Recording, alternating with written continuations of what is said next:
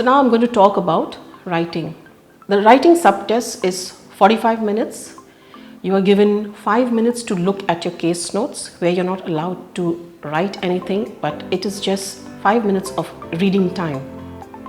And 40 minutes is for writing. So you get a letter, either it will be a reference letter, a discharge letter or an advice letter. Your 5 minutes time you need to spend in selecting the case notes which are relevant to the reader, organizing the case notes, and then writing down the case notes. So the first thing that you need to do on test day is look at your writing task. The writing task is very important because that tells you who you are writing to and why you are writing. After your 5 minutes are done, then you plan how you are going to write your letter.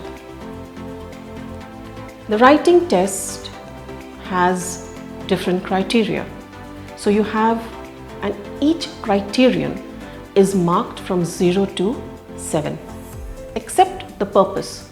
The purpose is marked from 0 to 3, and that is the most important part of your letter because you are providing the reader the content of why you are writing and what you expect the reader to do for your patient. So after the purpose, you have conciseness and clarity. Conciseness and clarity, basically you need to find out the relevant information of the case notes and leave out the irrelevant information. Then you come to clarity. Clarity is something again which you provide the reader. That is, you give out all information which is important, how you want your reader to take care of your patient, or how you want the audience to take care of your patient. After that, we come to organizational structure. Organizational structure is something where you put in your paragraphs appropriately, highlighting the important information first to your reader. Then we come to genre and style. Genre and style is something where in your letter demands you to have proper paragraphing, proper information. And last of all, we come to language, where you need to write your letter in the proper tenses, using proper grammar and vocabulary. So the main intent is how you are informing your reader or the audience about your patient.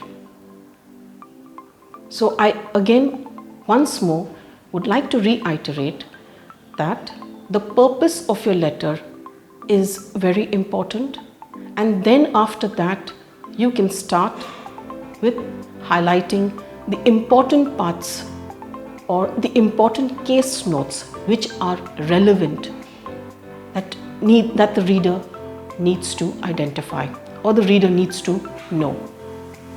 Regarding social history, that is something which every student of mine, they always ask me, that is social background something which is very important and it needs to be included in every letter.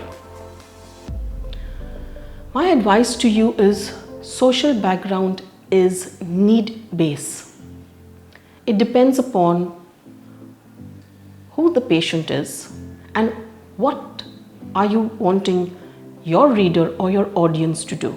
For example, if you are writing a letter to a physiotherapist and your social background gives information about diet of the patient.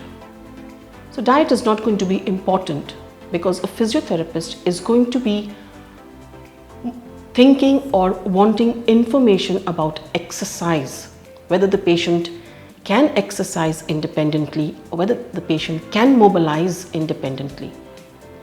So you need to analyze who you are writing to and then fit in your social background. Now, I always tell my students that You need to check and see whether there is an impact of whatever case notes you put in your letter.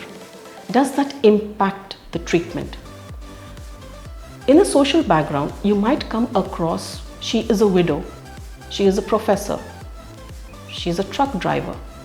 Now, you need to see whether her designation or her lifestyle impacts the letter which you are writing.